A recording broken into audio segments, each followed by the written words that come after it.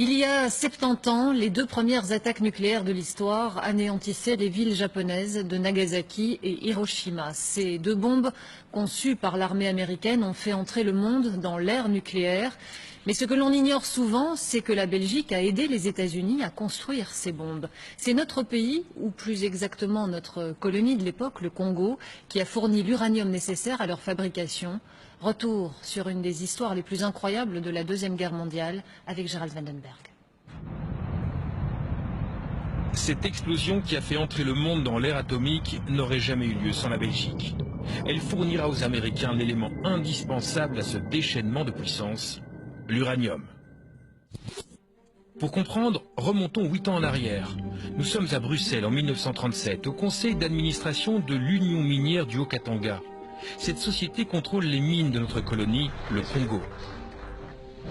Elle y extrait du cuivre, de l'étain, mais aussi de l'uranium. La mine de Chinkolobwe est la plus riche du monde. C'est tout d'abord un filon presque vertical, minéralisé massivement, c'est du minerai à 25-30%. Mais le filon, qu'est-ce qu'il a comme dimension? Quelque chose comme 150 mètres en longueur, entre 10 et 20 mètres de large. À cette époque, le minerai d'uranium est utilisé pour produire du radium à usage médical. Un homme en particulier s'occupe de cette filière uranium. Il s'appelle Edgar Sangier. En 1939, la guerre éclate. Hitler envahit l'Europe, la Pologne, la France, la Belgique. Edgar Sangier a une intuition. Il sait que l'uranium que détient sa société pourrait un jour ou l'autre servir à fabriquer une bombe. Il s'exile aux États-Unis, espérant un jour vendre cet uranium aux Américains. Mais en fait, arrivé à New York, personne ne l'écoute vraiment.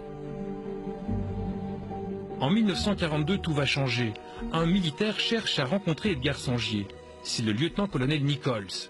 Il participe au projet Manhattan, le projet américain de développement d'une bombe atomique. C'est ici notre bureau au début, en 1942. On a trouvé le nom Manhattan Engineer District parce qu'à New York, personne ne fait attention quand on met Manhattan dans un nom. Ainsi, personne ne se préoccupe de ce que vous faites. Cela pouvait être un projet de construction ou autre chose. Bref, un moyen de garder le secret.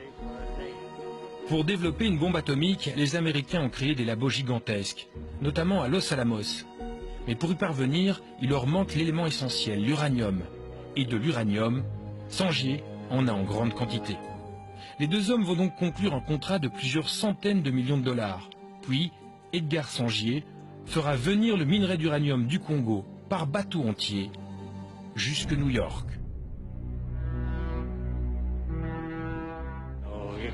On peut donc dire que si Sangier n'avait pas eu l'intuition de faire venir l'uranium là où il était disponible, là où nous pouvions l'utiliser, nous n'aurions jamais construit la bombe atomique et ça aurait été fini.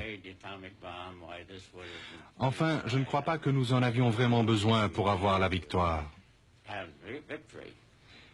Mais nous aurions dû passer par une invasion du Japon et nous aurions perdu beaucoup d'hommes. Alors voilà ce qui était critique, crucial. Tout cela évité grâce au fait que Sangier a coopéré avec nous. En août 1945, Edgar Sangier apprendra comme tout le monde que les Américains ont largué 2 bombes nucléaires sur le Japon. 72% de l'explosif atomique contenu dans ces bombes a été fabriqué grâce à l'uranium qu'il a fait venir du Congo belge.